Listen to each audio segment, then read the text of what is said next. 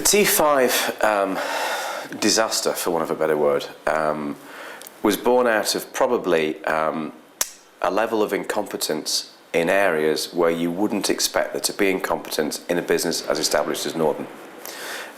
It was a new arena, it had new management and it had new processes, and clearly they hadn't been challenged as hard as they should have been, and as a consequence fell over. I think there was also a problem with internal communications where once an issue had been identified, it wasn't accelerated to the top table as quickly as it should have been, and therefore it wasn't dealt with.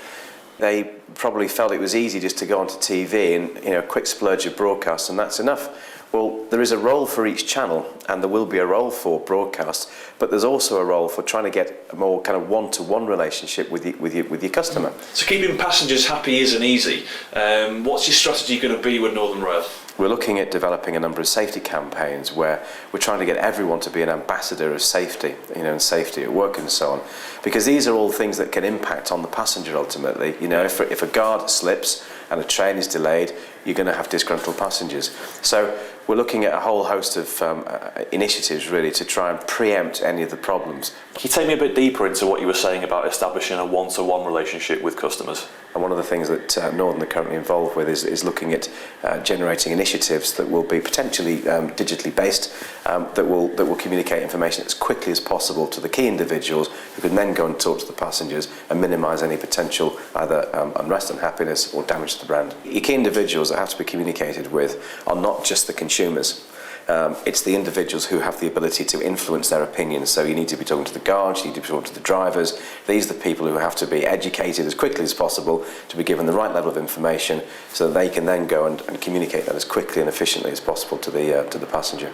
So you're saying you're going to use social media to communicate with influencers and people who might be unhappy about Northern Rail?